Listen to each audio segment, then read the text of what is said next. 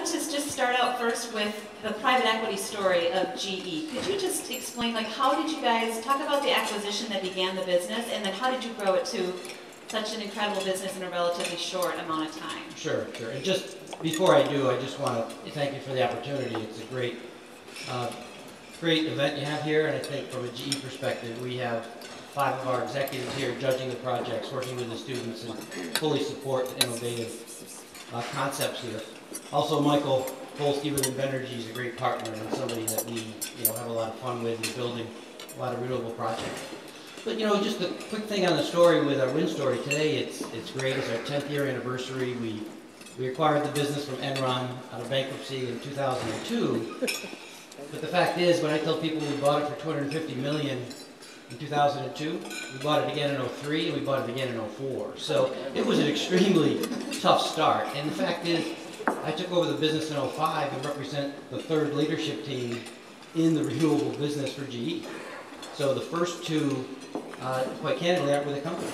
So when you look at what it takes to turn a business like that around and grow, there's a lot of dynamics. Some controllable, some non-controllable. I mean, a hot market helps, clearly. But focusing on what matters for your customers was key. One of the things I'll say in a lot of the business models we saw here today, a lot of great concepts, but one of the lessons learned is what's the problem you're trying to solve? And how do you get that in focus with your engineers?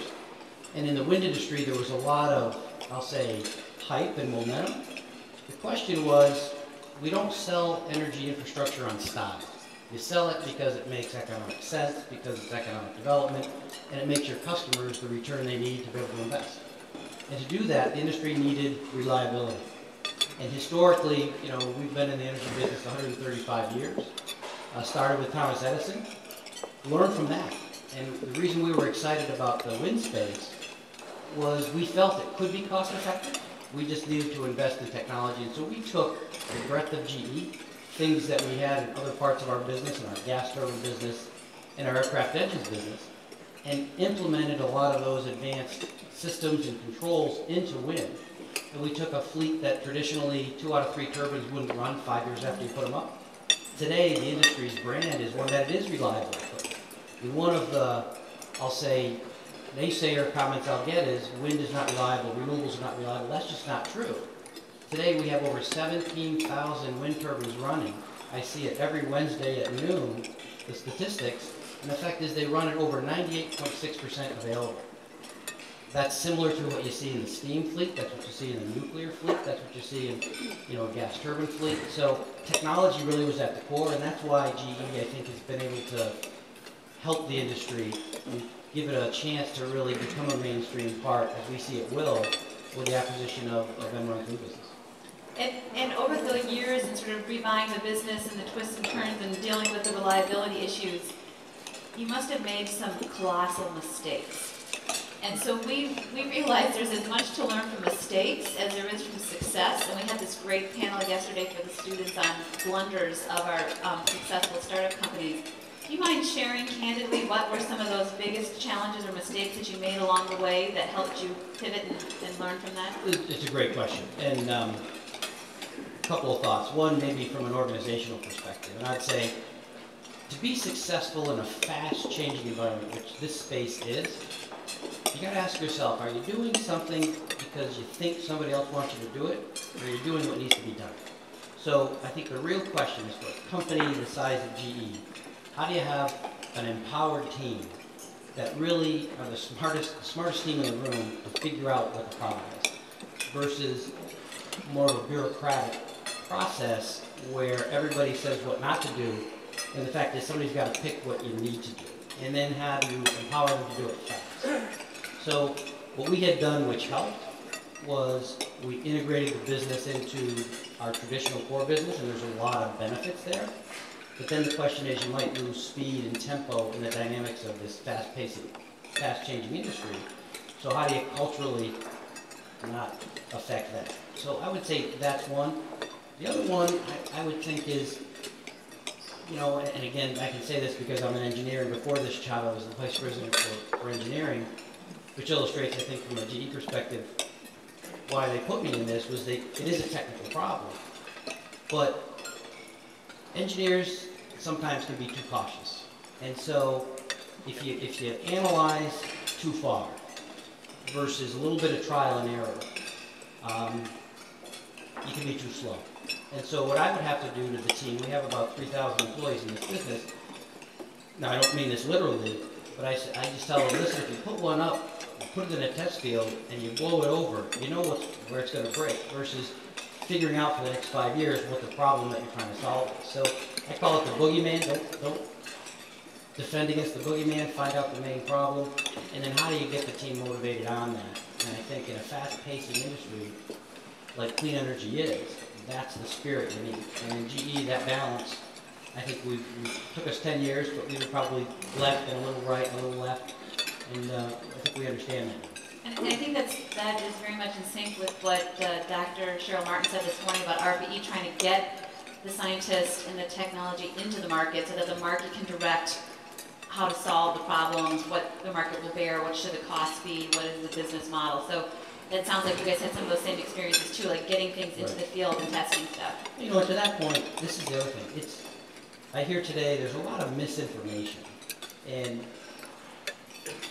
just more people are involved. It's a great industry, but it's complicated. And some of the technical aspects, of, for example, intermittency of wind or renewables, you'll hear different aspects there. The one thing I can tell you is every time there's been a challenge, as long as you can figure out what the problem you're trying to solve is and get it in front of the engineers, they'll solve it. And that means if there's a market, if the world is going to demand alternative energy, if there's problems with the grid, which we had, I'll just give an example. In 2003, our customers were coming to us and they were saying, we can't scale wind because it destabilizes the grid. And the problem was, if the voltage dropped on the grid, the wind turbines would jump offline to protect themselves. That would actually make the voltage drop worse, and it affected their traditional equipment. We gave that problem to our engineers, and now we have what's called zero voltage ride-through. So these wind turbines, even if the wind isn't blowing, are staying on the grid and with full power conversion, holding the voltage up and have stabilized the grid. So today you still hear grid integration issues, but when you think of smart grid, the technology now that's in the wind industry and in solar that's happening as well is actually stabilizing the grid. So as long as we can get the problem clear enough in front of the engineers and fund it, and whatever they want for a deadline, divide it by 2, because you've got to have a stretch goal there, we'll figure it out. We've seen it time and time again. That's great. That's great. Let's talk a little bit about policy, because in order to grow this business, you need to have supportive policy. And you know, we're faced with a rather grim outlook for the production tax credit, which has helped to incent the development of these wind farms. Let's talk a little bit about that. What do you know, if this does not get extended, are we going to be faced with a nuclear winter for wind? Yeah. What's going to happen?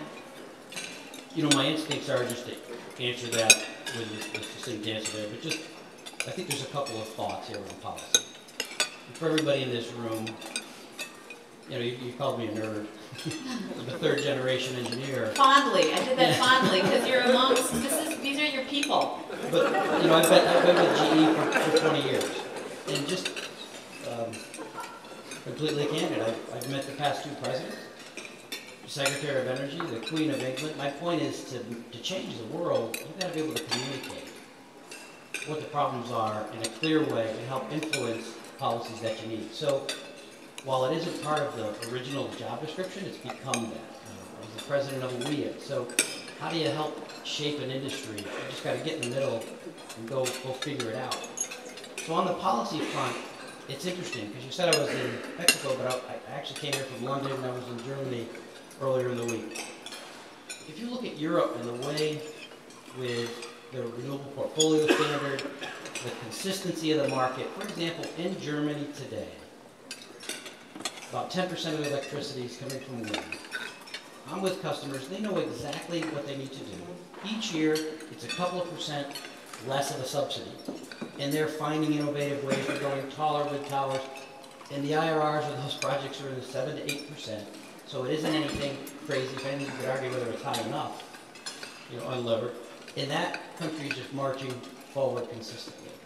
So policy makes all the difference in the world as you look at how this industry is going to go. And I think the consistency is the key. And the PTC, if you look at now, there's contracts being signed, and there's public data, under 3 cents a kilowatt hour for 20 years. So wind being expensive power, this isn't 7.5 meters a second wind in Colorado. So you start to look at where it's come. The challenge is the PTC is 2.2 cents. So it's almost half the project. So if that goes away on Monday, the place just completely shuts down. So it needs to have an answer between now and 2020 on how you handle that process. And so the industry debates it all the time. There's different views, right, clearly. But wind is by far gotten much more competitive. And the policy got it there. So I think it worked. I think it's a great illustration of the U.S. tax policy with the production tax credit where this industry is coming. There's nearly 100,000 jobs in this country that are building this. And a couple of other statistics as a manufacturer. 5 years ago, less than 30% of the content was domestic. Today, it's over 70%. And you say, why is that? Because the cost of transportation is 20% of the project. So to import this stuff doesn't make sense. You're going to be more competitive being local. So that's why you've seen a boom in the manufacturing sector. And once you plant a wind farm, it doesn't move very far. So the jobs to service it for the next 20 years are going to stay there. And that's the nature of this industry. And I go around the world and it feels there's just differences in policy. And then you go to China, who had nothing 5 years ago. Today they said we're putting in 150 gigawatts, case closed. And that's it. And they're number one. We were number one. The U.S. went from nothing to number one, I want to say in 07 or 08. Went ahead of Germany, which was the start of the industry, and then was number one, then China took it over, and the U.S. now is number third. Last year we did a little over 6 gigawatts here, 10 in Europe, and 15 in China. So we can be number one.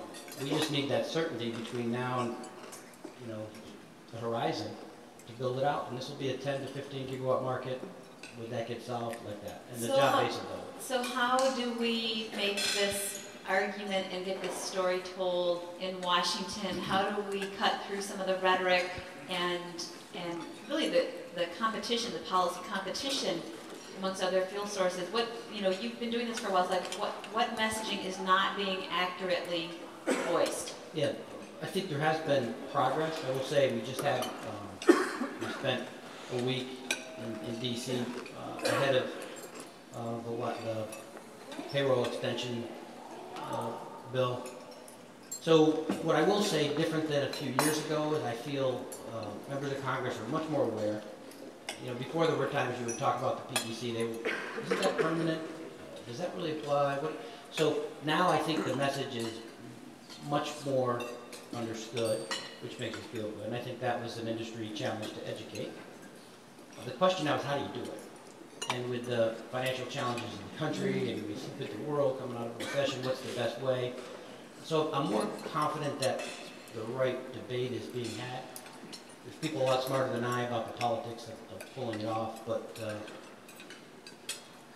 I think it's just a matter of our job is to make sure the facts get out there on the table and make sure the case is made of what this means. Because to get to your original question, if there is no PTC, we will go from this year, we'll do over 10,000 megawatts of wind in this country. That number will drop to probably 0 to 1,000. And the data's there. We've seen it before. And those jobs, they're going to start happening in June through the end of the year. Because you're building the projects now, but the towers got built yesterday. The blades got built yesterday. So that supply chain effect you're going to start to feel. So that's why it's also important to have it early. Our tower suppliers, they're going to probably be done building all their towers in June. And then after that, it's build the turbines. So what are they going to do from June to December? So you start to look at that. That's why for them to have the industry set up early is important. That's why the time of that production tax credit is so important. How about, I feel like the conversation also has gotten somewhat overwhelmed by the excitement around natural gas. Yeah. And this has changed a lot of motivations, and there has been a lot of great job creation around natural gas, so it's hard to deny the economic impacts. this new fuel source, these new reserves have produced for the country.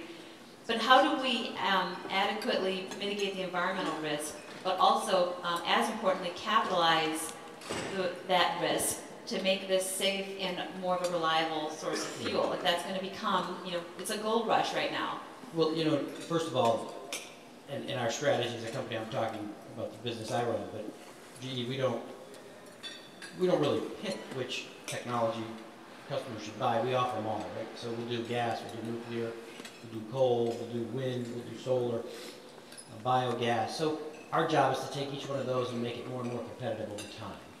And then the world will pick based on whatever factors are most pronounced. Natural gas, we're big believers in natural gas. We're investing extremely heavy in natural gas. In our view, if you look over the next decade, it is a wind and gas story. The benefit of gas is the cycle time. You can build projects quick, the risks are understood, and wind, we know that story. You put them together, it's a perfect play, in particular for the U.S. for a minute. I'll just give you a statistic I think is interesting.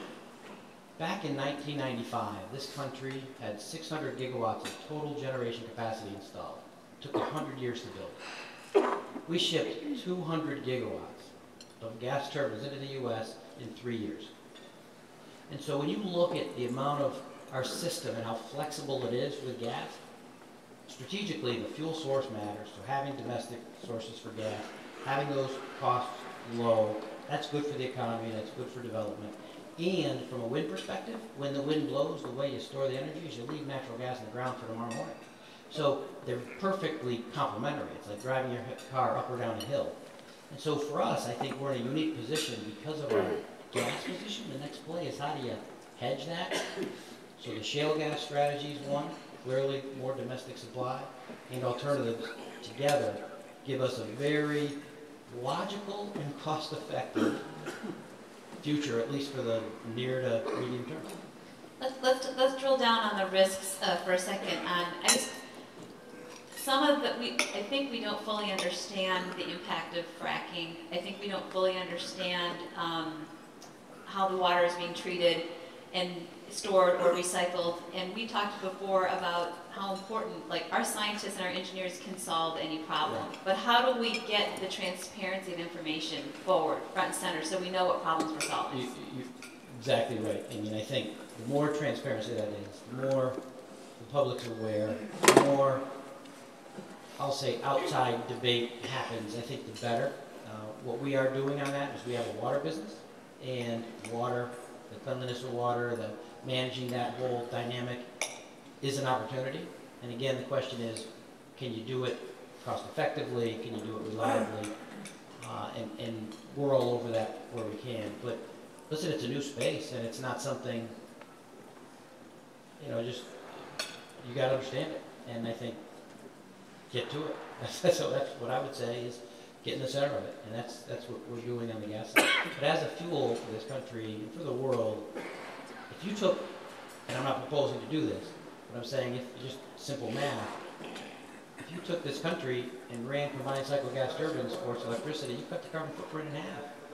So it's another clean way to do it. And so again, from a policy perspective, one of the things that makes a lot of sense to me is a clean energy standard that says get more technologies in the tent and let them all charge forward as economically as they can and fight it out and continue to be more competitive over time.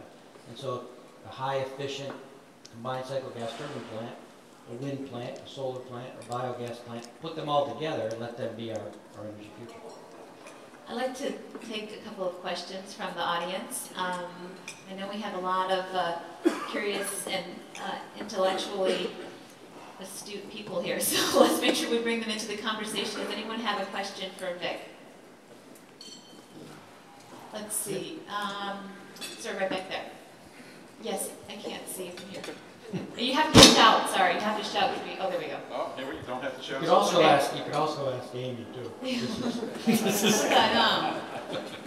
I'm a little curious why, with a production tax credit and wind projects able to sell at, say, 3 cents a kilowatt hour, there is a robust market. But without production tax credit and wind therefore being at maybe 6 cents a kilowatt hour, there's no market. I think that's the... is that playing politics for the policy, or is that really the belief that fundamental wind economics don't work at 6 cents? Well, it's a utilities call. I think there's a couple of dynamics.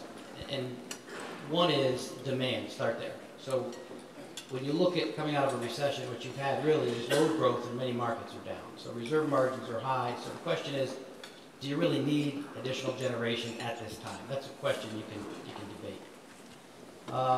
And I think one of the things that will help is clear economic growth. And if this country gets back growing again, that'll help a lot of infrastructure plays. But if you're in the wind business today, if you're a utility,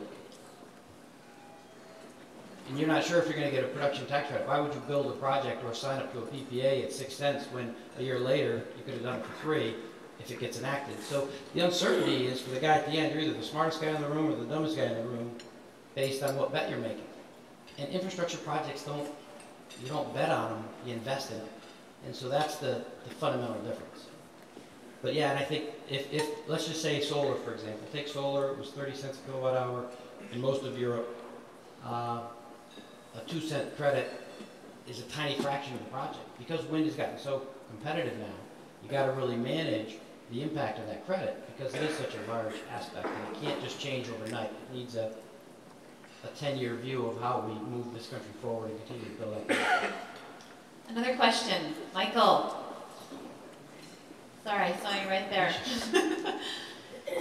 You always have good questions. I'm afraid is what I'm going to ask. No, and first of all, I appreciate you being here, but you know, as you mentioned, GE is in gas business and nuclear and basic business. And I was making introductory remarks here this morning, and I said that certainly one issue we hear the most, why renewable is not good, that people can't afford it. Consumer cannot afford it. We just can't afford it because it's just too expensive. Obviously, you represent a GE older technology. What do you think? Or how would you respond? Yeah. I mean, obviously, I can infer from your already responses, but I would like to sort of hear an audience sort of direct response. Are those true statements? Or those are simply not true statements? Yeah. And I'll tie it to technology, Michael. You know, 5 years ago, the workhorse turbine in this country was a 77-meter rotor on a 1.5 megawatt machine. What that essentially did is it said if you took that machine over a year, you'd get 30% of its power collected on an average basis. This year, we're shipping over 1,000 machines rated at 1.6 with a 100-meter rotor. And so with that machine, its capacity factor is nearly 50%. So there's much more efficient. It runs more like some of our customers are calling it base load wind. And so that has allowed more energy to be captured in the same tree stump. And that's technology. Now the rotor, just to put it in perspective, is the diameter of a football field. So take a football field, turn it vertical, slide it in the air, 25 stories up, and spin it, and you get enough power for 650 homes. Now, we talked about the blow-over comment. The fact is, managing that from a controls perspective, the wind at 60 stories is a lot different than the wind at 20. And so that blade is pitching all the time, and that's the smarts that's really been thought through over the last 10 years. And as a result, it's made wind more competitive. It's made it more competitive on cost. It's made it more competitive on intermittency. And it's also made it more competitive, I think, from an IP perspective. Meaning not everybody can do this. The degree of difficulty has gone up. But Michael, I would say what I do with the team is I tell them, at the end of the day, we got to beat $5 gas, $4 gas, etc. And I think the industry now is able to stand on its own 2 feet between $4 and $5 gas. It's a tough day at $2.50. Just when you look at that. So then you ask the question from a structural perspective, how do we want to manage infrastructure planning with gas at $2.50? Where's it going to be? Is it 5? Is it 10? Who knows? What's the risk-adjusted level? And I think the economics of wind today make a lot of sense. Why do people not know that? Because those projects are being built today. There's 2 sets of projects. There's projects that were built, I'll call it before the financial crisis, and projects built after. And the technology that was invested through that ramp-up is now just being seen, and it's going out in the world, and the economics of wind are better than they've ever been. Let's get another one from Ray Wood right here. Thank you for your comments, Michael, for your question. When you look at forward milestones, if you will, for technological innovation, capacity factors have gone up dramatically. The cost per megawatt's come down dramatically. I don't know what that means for your margins, but it's tough in this gas environment. As you all look forward, and perhaps there's a way to negotiate a PTC that evolves with it, so it's not the same subsidy. I think Congress has been pushing back on why do you need the same if you're nearing grid parity. So there's a political element here. But how do you look at capital deployment for innovation when gas prices are as low as they are? How does GE, managing all these different fuels and technologies, how are you looking at your returns, and can you get wind to compete with $3 gas or $4 gas? And how are you making those bets internally, or do you start starving and wait for higher gas prices? It's a great question. We have a 3-year, we call it a growth playbook, looks out 3+ years. And right around the financial crisis and just after it, I kicked that one off and I said, you got to either buy or sell, we can't hold. Right? So you're either in or you're out. And the question is, how do you take a world today? 70% of all new electricity that's plugged into the grid in Europe was renewable. 40%, the numbers aren't out yet, but it'd be about 40% of all the new electricity that plugged into the US grid was wind. It's a $500 billion market. So the world wants us to figure this out. And we're in. I mean, this is our 10-year anniversary at GE. It's not going away. And the question is, who's going to get it first, and who's going to get the economic development that's tied to it?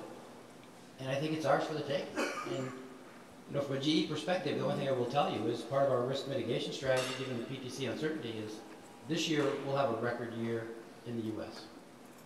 What I haven't told you is more than half of my orders have been outside the U.S. I'm going from nothing to $2 billion in Brazil. And in Brazil, they're doing auctions. They have gas turbines and they have wind turbines. They used to do auctions just by itself. And they finally put them together. And so this is a reverse auction. So you're sitting there at 3 in the morning, bidding. Finally, clearing price, last chance, boom, wind beat gas in Brazil. So to your economics point, it's there. If you look at Europe, we're growing like crazy in Turkey. Romania, Europe's largest wind farm we just built there. China, with joint ventures. So there's going to be plays around the world. I think the U.S. can be at the center of it. And but a company like GE, we can't be an energy leader. 25% of the planet's electricity is generated on GE's equipment. I cannot be in something that's this important to the world for the next 100 years. Got a question back there. Sorry, go ahead. What's your perspective on offshore wind these days, and in particular, since we're looking at Lake Michigan, what's your perspective on offshore wind in the Great Lakes? We were looking at Lake Michigan. No, we shut down the view. But, sorry about that. I have strong views on offshore wind. I'll just try to summarize it this way. If you come into my office, you'll see a nice picture of offshore wind. My kids, I have 4 of them. They're college accounts and land-based wind. So the fact is, it's just expensive power. And it's extremely risky. It's like doing nuclear out in the ocean. So massive CapEx, massive risk profiles. Cycle delays change IRRs dramatically. And if you do a risk-adjusted return, it's just not there. So now the debate here is you've got governments, particularly Germany, saying I'm going to put 25 nuclear plants out in the ocean. You get the UK saying I'm going to do the same. And they're building some of them. But I'm a nerd. And so since I've been in this job, I just take the data. And I plot land-based wind projections in 05. What do they look like for the next 4 years? Offshore wind projections, what do they look like? And then I plot them against actuals. Land has always come in ahead. Offshore has always slid to it. So right now, it's still premature. There's a lot of costs. There's been a lot of money lost. The question is, can it get cheaper? And so there you need technology. I don't think it's incremental. It's not like a 4 megawatt or a 4.5 megawatt. It's either a 15 megawatt, completely different way of doing business, or it's going to be 25 to 30 cent power. And then the question is, you could say, I agree to 25 or 30 cent power. The problem you have with that is I'm going to have all guys like you figuring out a way to do something different for 18 cents. So the opportunity to undermine that is huge. And for GE to play in that, which we are, these are $100 million plus kind of bets. So in 5 years, so let's say you spend $100 million a year for the next 5 years, it's 2016, and the world says, you know, I'm not really that convinced anymore. So you're sitting, that's the bet you're making. And so the flip side is, could you do solar cheaper? Are there other ways to generate electricity that are different than offshore wind? So it'll probably be a 1 to 2 gigawatt market in our view over the next 5 years, which isn't small, but it's under a lot of pressure on cost. And I think one of the things that has to be clear there is the expense. You know, we've seen projects here, projects on the East Coast. Maybe you do a couple and you learn, but the stakes are high, and you just got to do it right. Let's take one more question from Dariush, who was one of our presenters this morning with shear wind, and then we'll ask Vic for his final piece of advice for all of you entrepreneurs before we break again presentations. Go ahead, Dariush. Thank you. A technology question from a nerd to another nerd. Often I've done a couple breakthrough technologies. One of the questions we often ask inventors is that if it's so good, why GE, big companies, haven't done it yet? My question to you is this, when you define a problem to your engineers, which I agree with you, they can solve anything, do you tell them, go and improve the current turbine, or do you say, here is wind, I want cheaper power, tell me what to do? I do both. I do both. And it's a great question. And this is where you can almost call it sort of bipolar leadership, right? You gotta be able to change the game 5 years from now, but I gotta make a return tomorrow too. So we'll have teams that do that. And in GE, our global research center, we spend about 5% of our revenue as a company on R&D. And you know, Niskayuna, New York, Shanghai, China, Bangalore, India, one in Sao Paulo, Brazil, Qatar, Munich, Germany. Those are just research centers. So their revenues are zero. It's basically the investment from the businesses. And so around the world, we're able to harness all that innovation. And so we're able to do that. The other thing we do, which is interesting, is with our capital business. Similar to this, we'll invest, it could be as much as $500,000 to a couple $1 million in startup companies. And I'd encourage you to go online and get that information. I'm sure many of you already know that. And it's a way they'll come to these research centers, and we'll have symposiums, and they'll exchange ideas. And so, you know, A123 batteries was one of those ideas that, you know, worked out pretty well in the end here. But some don't. Some are more of a stretch. But I think the innovation we do all of that. You just got to make sure you don't do one without the other. I can't talk about 2020 unless I have an answer for 2011. And that's the difference between a program and a business. Right? And so when I look at solar, in my view right now, solar is more of a program than a business, you know, from our view, because we're trying to find a way to really change the world. Whereas clearly there's a ton of progress being made. But that's how I sort of think through it. It was a good question. Vic, would you leave us with one key piece of advice to these entrepreneurs that are creating their businesses and trying to figure out how to sometimes work with companies like GE and get into the market? Give us sort of one piece of final advice. You know, one of Mark Little, who runs our Global Research Center, you know, one of the things he said, and this is a clean energy team here, so we don't sell our stuff on style. So what does that really mean, right? And there's industries that you do. Style makes a big difference. But you plot GDP and electrical generation, they correlate perfectly. So it's the fundamental of your economy, right, to grow and prosper. We're right there. You got to make the return. And so if you have a new idea, just the first thing I'd ask is play the customer's shoes.